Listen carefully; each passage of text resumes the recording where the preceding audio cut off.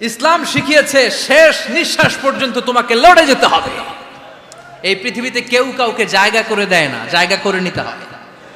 এই পৃথিবীটা the life is not a bed of roses, এটা ফুল বিছানো কোনো ফুল সজ্জা নয়, এটা কণ্টকাকীর্ণ। কেউ আপনার স্পেস করে দিবে না, কেউ আপনাকে সুযোগ করে দিবে না, কেউ আপনার জায়গা করে দিবে না, বরং আপনি জায়গা করে নিলে টাইনা নিচে নামাবে। কথা বলেন।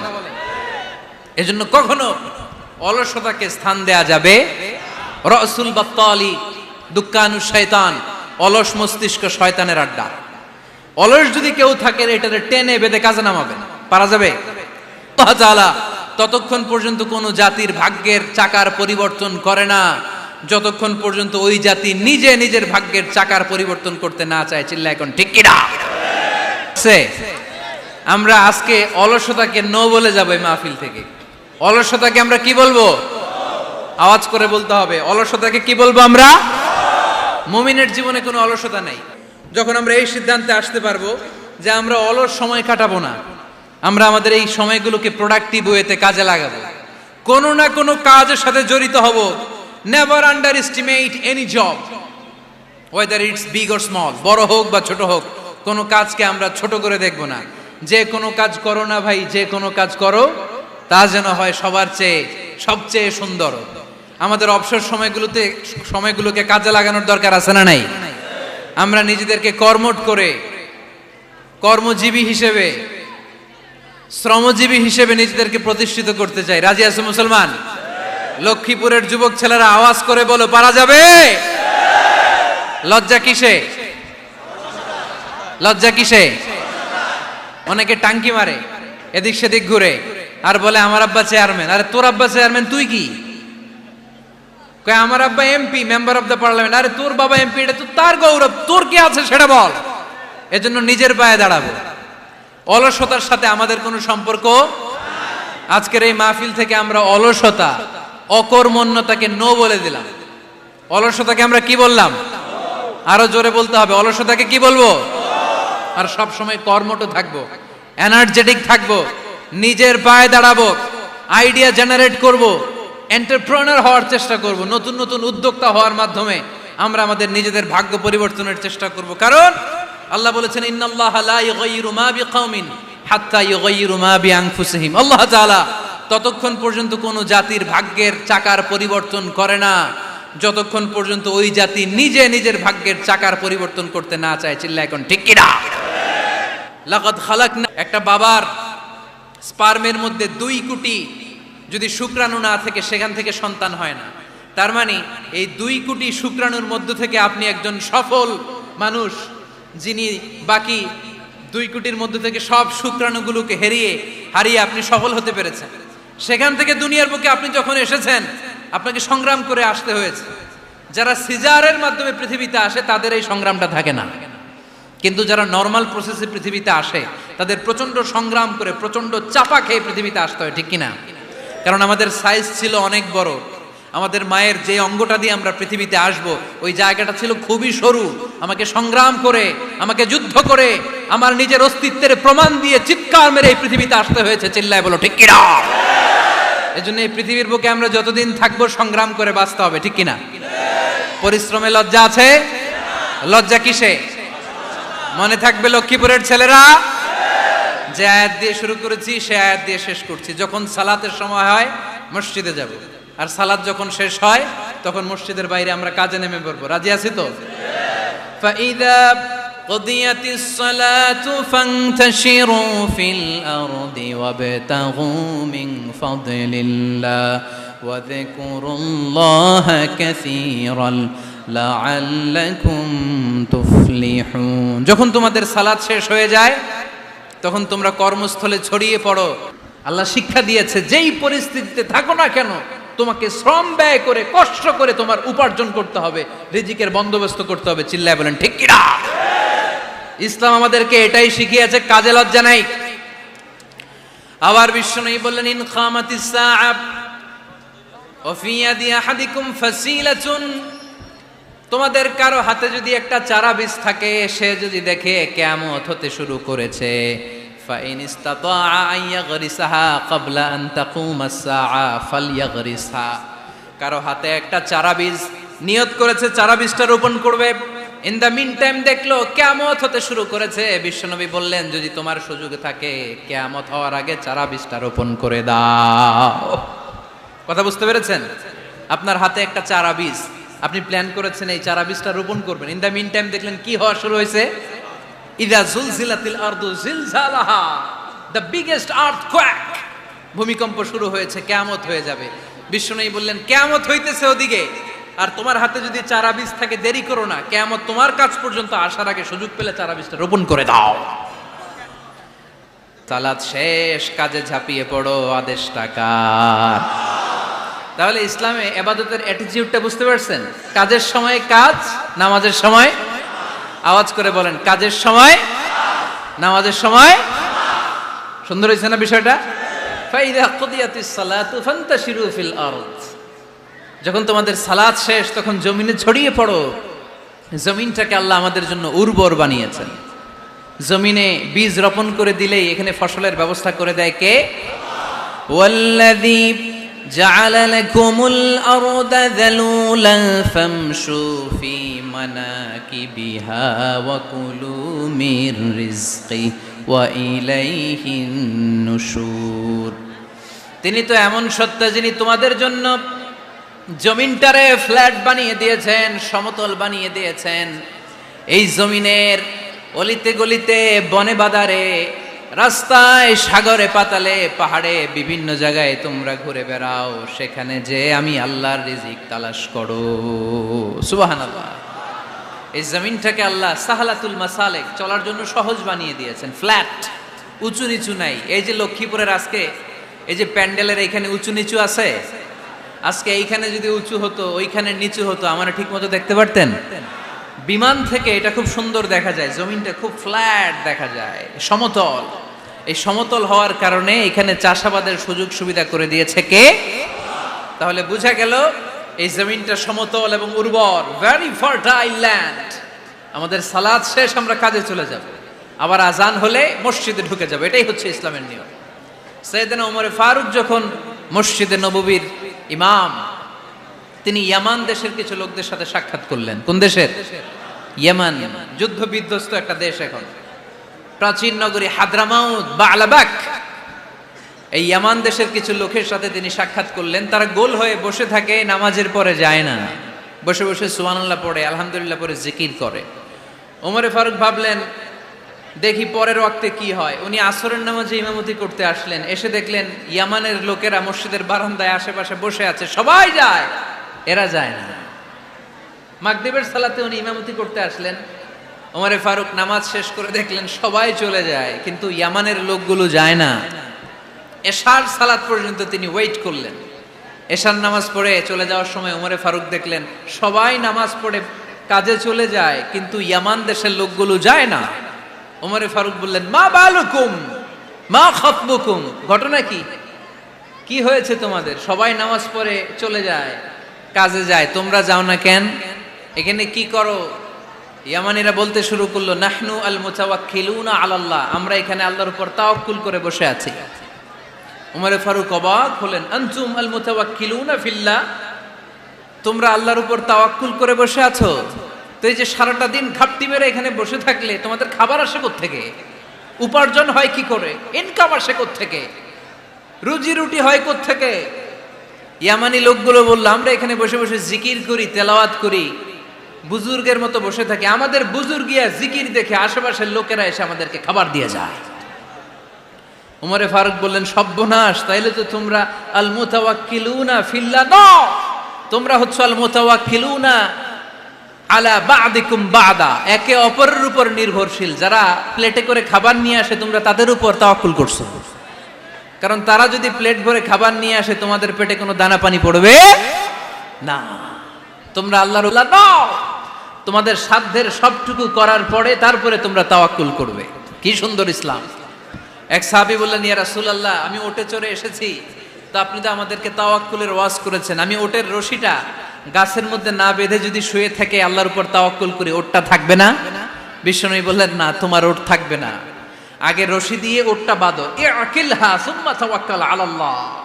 আগে টাইট করে রশি দিয়ে গাছের সাথে ওটের রশিটা বাঁধো, এরপর আল্লাহর উপর তাওয়াক্কুল করো। এইটার নাম তাওয়াক্কুল। চিল্লায় বলেন ঠিক কিনা? আপনার পার্টটা আপনার করতে হবে। আপনার যে রোল, এই রোলটা প্লে করতে হবে। আপনার সর্বোচ্চটুকু করার পরে আমরা তাওয়াক্কুল করি একজনের উপর। চিল্লায় বলেন তিনি কে? ওমর ফারুক বললেন, তোমরা মুতাওয়াক্কিলুনা আলাল্লাহ নাও, তোমরা বের হয়ে যাও।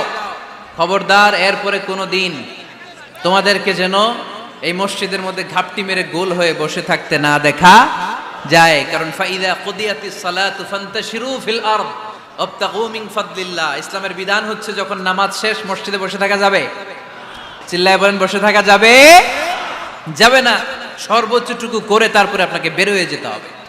প্রতিদিন সকালবেলা পাখির বাসা থেকে দেখবেন পাখিগুলো খালি পেটে বের হয়ে যায়। আপনাদের এই এলাকায় পাখির বাসা আছে? কি পাখির বাসা আছে? হ্যাঁ, সব পাখি আছে। তো সকালবেলা দেখবেন পাখির বাসা থেকে পাখিগুলো খালি পেটে বের হয়ে যায়। বিকেল বেলায় পাখিগুলোর ওদর পূর্তি করে পেট ভর্তি করে আবার পাখির নিড়ে ফিরিয়ে দেয় কে? কারণ পাখিগুলো তাওয়াক্কুল করেছে কার উপর? পাখিগুলো তাওয়াক্কুল করে যদি পাখির নিড়েই বসে থাকতো, ওদের পেটে খাবার আসতো? কথা বলেন। বিশ্বনবী এটাই বললেন, তাকদু খিমাসান ওয়া তারুহু বিতানান। তোমরা যদি পাখির মতো তাওয়াক্কুল করো, মানে আল্লাহর উপর তাওয়াক্কুল করে জমিনে বের হয়ে যাও, তোমাদেরও রিজিকের দায়িত্ব নিয়ে নিবে কে? সকালবেলা প্রতিটা পাখি না খেয়ে বের হয়ে যায়। একটা পাখির পেটের ভেতরে কোনো দানা পানি নাই, কিন্তু আল্লাহর উপর তাওয়াক্কুল করে পাখিগুলো যখন বের হয়ে যায়, বিকেল বেলা পেট ভর্তি করে ওদর ভর্তি করে আবার পাখির নিরে পাখিগুলোরে ফিরিয়ে দেয় কে? পাখিগুলো কি আমাদের মতো খাবার জমা করে রাখতে পারে? আমরা তো 7 দিনের বাজার একবারে করে ফ্রিজে রাখি। পাখিদের ফ্রিজ আছে না? আছে। আমাদের অতিরিক্ত টাকা হলে আমরা ব্যাংকে ব্যালেন্স করে রাখতে পারি, অ্যাকাউন্ট করে রাখতে পারি। পাখিরাও তো অ্যাকাউন্ট করে রাখে না? না, প্রতিদিন না খেয়ে বের হয়। কালকে ওই পাখিটা কি খাবে, কোন জায়গা থেকে তার রিজিকের ব্যবস্থা হবে আল্লাহ ছাড়া কেউ জানে। এটার নাম তাওয়াক্কুল। এটার নাম কি? আমাদের সাধ্যের, আমাদের ক্যাপাসিটি, আমাদের ক্যাপাবিলিটির সবটুকু করে আমরা তাওয়াক্কুল করি একজনের উপর। চিল্লায় বলেন তিনি কে? এজন্য ইসলাম আমাদেরকে শিখায়, সালাত যখন শেষ বের হয়ে যাও, কাজে নেমে পড়ো। কাজে কোনো লজ্জা নাই, পরিশ্রমে কোনো লজ্জা আছে? যিনি রিক্সা চালায় এতে তার কোনো লজ্জা আছে? দিনমজুর, কুলি, ঠেলা গাড়ি চালায়, ছোট্ট ব্যবসা করে, এতে কোনো লজ্জা আছে? লজ্জা নাই। খেয়াল রাখবেন, লজ্জা হচ্ছে অলসতায়। লজ্জা কিসে? বিষ্ণু ঈসা ইসলাম বলেছেন, মা আকালা আহাদুন তুআমান কাত্তু খায়রুম মিন আইয়াকুলা মিন আমালি ইয়াদি। নিজ হাতে উপার্জিত খাবারের চেয়ে, অর্থের চেয়ে শ্রেষ্ঠ খাবার পৃথিবীর কোনো মানুষ কোনোদিন ভক্ষণ করে নাই। চিল্লায় কোন সুবহানাল্লাহ। শ্রেষ্ঠতম খাবার নিজ হাতে উপার্জিত খাবার। ঘাম জড়িয়ে যে অর্থ উপার্জন করা হয়, যে ইনকাম করা হয়, এটা হালাল। আর হালাল খেয়ে দোয়া করলে কবুল করে কে? এজন্য খেটে খাওয়া মানুষ, শ্রমজীবী মানুষ আর মেহনতি মানুষদেরকে বিশ্বনবী খুব ভালোবাসতেন। তারা বিশ্বনবীর বন্ধু আর বিশ্বনবী ছিল তাদের বন্ধু। সুবহানাল্লাহ পড়েন। এত ভালোবাসতেন বিশ্বনবী খেটে খাওয়ার মেহনতি মানুষদেরকে। সব সময় বিষ্ণু ইসলাম তাদের জন্য দোয়া করতেন। এজন্য যারা খেটে খায় তারা কপালওয়ালা, তারা মুস্তাজাবুদ দাওয়া। তারা কি? মুস্তাজাবুদ দাওয়া মানে এমন ব্যক্তি যে ব্যক্তি দোয়া করতে দেরি হয় কিন্তু দোয়া কবুল হতে দেরি হয় না। আপনারা এখানে ব্যবসা করেন কে কে? দেখি তো হাত তোলেন তো। ব্যবসা, মাশাআল্লাহ, অনেক ব্যবসায়ী আছে তো দেখি। আচ্ছা, হাত নামান। চাকরি করেন কে কে? চাকরি, চাকরিও তো অনেক করে দেখি, হাত নামান। প্রবাসী, ছুটিতে দেশে আসছেন। হুজুর আমি আছি, কই? আপনি দেখতে আসছেন? মাশাআল্লাহ। কোন দেশে থাকেন? সৌদি আরব। আলহামদুলিল্লাহ। সৌদিতে ভাল লাগে নাকি সৌদি স্বপ্নের দেশ, খাটতে খাটতে জীবন শেষ? ইনশাআল্লাহ। আচ্ছা, ইউনিভার্সিটির স্টুডেন্ট আছো কারা কারা দেখি? মাশাআল্লাহ, হাত নামাও। ক্লাস 5 থেকে ইন্টারমিডিয়েট পর্যন্ত পড়াশোনা করতেছো অথবা দাখিল আলিম পর্যন্ত, কারা কারা দেখি? মাশাআল্লাহ, হাত নামাও, হাত নামাও। একবারও যারা হাত তুলেন না এবার তারা হাত তুলেন। আন্নেরা কি করেন? হ্যাঁ, বেকার।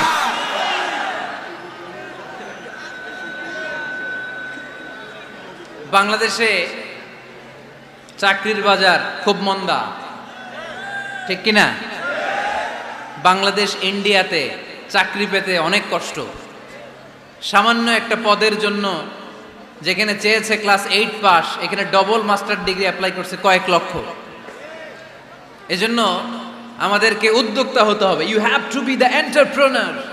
আমাদের উদ্যোক্তা দরকার, বেশি বেশি নতুন নতুন উদ্যোক্তা। নিজেই এমন আইডিয়া নিয়ে আসবে যেই আইডিয়া বিক্রি করে দুর্দান্ত আইডিয়া দিয়ে তুমি পুরো দেশ কাঁপিয়ে দিতে পারো। পারা যাবে না লক্ষ্মীপুরের ছেলেরা? আইডিয়ার অনেক দাম। You have to generate new ideas. নতুন নতুন আইডিয়া এনে মানুষ গোটা বিশ্বকে তাক লাগিয়ে দিচ্ছে।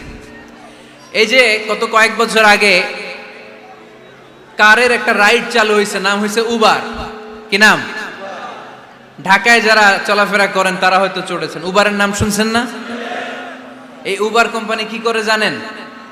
নিজেদের ব্যবসা নাই, পুঁজি নাই, পাত্তি নাই, অফিস নাই, কিচ্ছু নাই, কোটি কোটি টাকা হাতায় নিচ্ছে। Just idea, just they are generating new ideas. নতুন নতুন আইডিয়া দিয়ে গোটা বিশ্ব কাঁপিয়ে নিয়েছে একটা মোবাইল অ্যাপসের মাধ্যমে। কিসের মাধ্যমে? Mobile apps. একটা কোম্পানি খুলেছে, গোটা বিশ্বের সব প্রাইভেট কারওয়ালারা ওইখানে রেজিস্ট্রেশন করে আপনি মোবাইলে কোথায় যাবেন, কোত্থেকে যাবেন লিখবেন, গাড়ি আপনার বাড়ির সামনে এসে হাজির। তার একটা পার্সেন্টেজ ওই উবার কোম্পানি পায়। ইউনাইটেড স্টেটস অফ আমেরিকার একটা স্টেট আছে সান ফ্রান্সিসকো, ওইখান থেকে শুরু করছে। 775টা সিটিতে ওদের অপারেশন আছে। বাংলাদেশে ঢাকাতেও আছে। আমি মালয়েশিয়াতে থাকি, ওখানেও আছে, ওখানেও আমরা চড়ি। প্রায় 63টা দেশে ওদের কাজ বাজ আছে। গত বছরে 2018 সালে ওদের প্রফিট ছিল, রেভিনিউ ছিল 11.27 billion US dollar, 11.27 US billion dollar. Just they are selling their ideas. নতুন নতুন আইডিয়া দিয়ে গোটা বিশ্ব কাঁপাচ্ছে। এই উবার যখন চালু হলো, আমি তখন মালয়েশিয়ায়, শুনলাম বাংলাদেশে নতুন আর একটা বাইর হইছে, পাঠাও। কি নাম? এটা বোধহয় সারা বাংলাদেশ ব্যাপী হয় নাই, 3টা জায়গায়, সিলেটে, চট্টগ্রামে আর ঢাকায়। এরা আরো চালাক। বাংলাদেশের ছেলেপেলেদের মাথায় চিকন চিকন অনেক বুদ্ধি। এরা ভাবলো এই উবার দিয়ে আর আমরা কত আগাবো, আমাদের গাড়ি আরো ছোট করতে হবে। এরা মোটরসাইকেল রাইড দেওয়া শুরু করছে। জ্যামের শহর ঢাকা, চিপা চাপা দিয়া এরা আপনারা নিয়ে জায়গা মতো পৌঁছায় দিবে। তো এই যে উবারের পরে আমাদের ছেলেরা বানাইলো পাঠাও। এরপরে কত কিছু বানাচ্ছে ছেলেপেলেরা, আমি তো এগুলো দেখে অবাক। রকমারি.com নাম শুনছো? বিক্রয়.com নাম শুনছো? ঘরে বসে বসে কোটি কোটি টাকা হাতিয়ে নিচ্ছে তারা। Just they are selling their ideas. যেহেতু আমাদের চাকরি কম, ওই চাকরির বাজারে আমরা লাইন দিতে চাই না। আমাদের মেধাকে খাটিয়ে খাটিয়ে আমরা নতুন তরুণ উদ্যোক্তা বানাতে চাই। চিল্লায় বলো ঠিক কিনা? উদ্যোক্তা যত বাড়বে ততই দেশের কল্যাণ হবে। মানুষ তাদের আইডিয়াকে কাজে লাগিয়ে গোটা বিশ্বকে তাক লাগিয়ে দিচ্ছে। আমরা আমাদের সমতল ভূমিতে চাষ করতে চাই না। মালয়েশিয়াতে একটা এলাকা আছে ক্যামেরুন হাইল্যান্ড, ওরা পাহাড়ের মধ্যে চাষাবাদ করে গোটা মালয়েশিয়ার খাদ্যদ্রব্যের অভাবকে মুক্ত করে দিয়েছে। পাহাড়ের মধ্যে ওখানে ফুলের বাগান, ক্যামেরুন হাইল্যান্ড প্রায় 6000 ফিট উঁচু, প্রচন্ড ঠান্ডা। এই ঠান্ডা পাহাড়ি হিল ট্রাক্স এরিয়াতে মালয়েশিয়ার এই ক্যামেরুন হাইল্যান্ডে ওখানে আছে ফুলের বাগান, আছে ফলের বাগান, আছে চায়ের বাগান, ওখানে মধুর চাষ হয়, ওখানে শাকসবজি চাষ হয়, ওখানে অনেক কিছু চাষাবাদ হয়। ওই ফলমূল শাকসবজি দিয়ে গোটা মালয়েশিয়ার 14টা স্টেটে যত শাক সবজি ফলমূল লাগবে ওরা আঞ্জাম দেয়। আর আমরা আমাদের সমতল ভূমিতে চাষ করতে চাই না। আমরা চাষাবাদকে খুব লজ্জা মনে করি। এটা ভুল আইডিয়া। আমাদের যে এলাকা যেই জিনিসের জন্য বিখ্যাত ওইটাকে আমাদের ব্র্যান্ডিং করতে হবে। লক্ষ্মীপুর কিসের জন্য বিখ্যাত? নারিকেল সুপারি। নারিকেল সুপারি যে পৃথিবীর কত মানুষ, ইন্দোনেশিয়ান লোকেরা মুড়ির মতো খায় নারিকেল আর সুপারি। তো এইটারে আমাদের ব্র্যান্ডিং করতে হবে। যেই দেশে যেটা আছে যে এলাকা যেই পণ্যের জন্য বিখ্যাত ওইটা আমাদের ব্র্যান্ডিং করতে হবে। আমাদের আদমজির জুট মিল বন্ধ না, ভাওয়ানি জুট মিল বন্ধ, আমাদের পাট শিল্পকে ধ্বংস করে দিয়ে ইন্ডিয়া এখন ওই কটনের পাঞ্জাবি বানায়, জুট কটনের পাঞ্জাবি, আছে না নাই? পুরা বাংলাদেশের মার্কেট এই জুট কটনের পাঞ্জাবি দিয়ে সয়লাভ। আমাদের বাংলাদেশের পাট দিয়ে যদি আমরা মিহি পাঞ্জাবি বানাতে পারতাম, গোটা বিশ্ববাজারকে আমরা দখল করে নিতে পারতাম, ঠিক কিনা? এজন্য আমাদেরকে নতুন নতুন আইডিয়া জেনারেট করতে হবে। চাকরির পিছনে বসে থাকলে চলবে না। আর আজান যদি হয়ে যায় ছুটে যাব মসজিদে, আর নামাজ শেষ হলে আমরা আমাদের কাজের দিকে চলে যাব। চিল্লায় বলেন ঠিক কিনা? যেটাই করব আমরা ভালোভাবে করব। আল্লাহ বলেছেন লিয়াবলুয়াকুম আইয়ুকুম আহসানু আমালা। লক্ষ্মীপুরের ভাইয়েরা আওয়াজ করে উত্তর দেন, আওয়াজ করে উত্তর দিতে হবে। জান্নাতে যেতে হলে 100তে কত নাম্বার পেতে হবে? হ্যাঁ, হয় নাই 51। কি নাম তোমার? হ্যাঁ, ফরহাদ। জান্নাতে যেতে হলে 100তে আমার দরকার 51। 100তে কত লাগবে?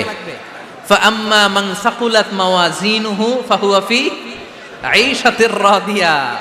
সেদিন মিজানের পাল্লা যার ভারী হয়ে যাবে সে আনন্দ উৎসবে থাকবে। তো মিজানের পাল্লা ভারী হওয়ার জন্য 100তে আমার কত পাওয়া লাগবে? কত পাওয়া লাগবে?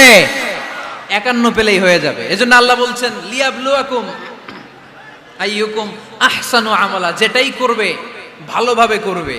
আল্লাহ এটা পরীক্ষা করতে চান যে আমরা ভালোভাবে কে কতটুকু আমল করেছি। যারা আরবি বুঝেন আলেম ওলামা আপনারা জানেন, এখানে আল্লাহ বলেননি লিয়াবলুয়াকুম আইয়ুকুম আকসারু আমালা। আল্লাহ এটা দেখতে চান যে তোমাদের মধ্যে থেকে কে বেশি আমল করে। এটা বলছে আল্লাহ? বলে নাই। আল্লাহ বলেছে লিয়াবলুয়াকুম আইয়ুকুম আহসানু আমালা, যে ভালো করে করে। এজন্য আমরা যাই করি না কেন কি করে করব? আওয়াজ করে বলতে হবে। কেমন করে করব?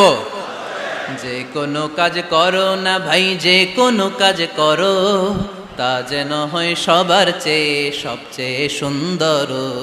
পড়েন, যে কোনো কাজ করো না ভাই, যে কোনো কাজ করো তা যেন হয় সবার চেয়ে সবচেয়ে সুন্দর। পড়েন, যে কোনো কাজ করো না ভাই, যে কোনো কাজ করো তা যেন হয় সবার চেয়ে সবচেয়ে সুন্দর। হোক না সেটা পড়া লেখা, রঙের ভাষায় ছবি আঁকা। পড়েন, হোক না সেটা পড়া লেখা, রঙের ভাষায় ছবি আঁকা। হোক না সেটা সামান্য কাজ কিংবা মহত্তর, তা যেন হয় সবার চেয়ে সবচেয়ে সুন্দর। যে কোনো কাজ করো না ভাই, যে কোনো কাজ করো তা যেন হয় সবার চেয়ে সবচেয়ে সুন্দর। চিৎকার করে বলেন ঠিক কিনা? আমরা যেটাই করি না কেন এটা ভালো করে করার দরকার আছে না নাই? এজন্য কাজে আর শ্রমে কোনো লজ্জা নাই। লজ্জা হচ্ছে অলসতায়। লজ্জা কিসে? অলসতায়। কাজ করে খেতে হবে, কাজে লজ্জা নেই। লজ্জা হচ্ছে অলসতায়। লজ্জা কিসে? আজকের আলোচনা থেকে এটা মুখস্থ করে নিতে হবে। কাজে লজ্জা নেই। লক্ষ্মীপুরের ইয়াংস্টারেরা শ্রমে লজ্জা নেই, পরিশ্রমে লজ্জা নেই। লজ্জা অলসতায়। লজ্জা কিসে? আরো জোরে। নবীরা কি এমনি এমনি বসে বসে খাইছে? কঠিন পরিস্থিতিতেও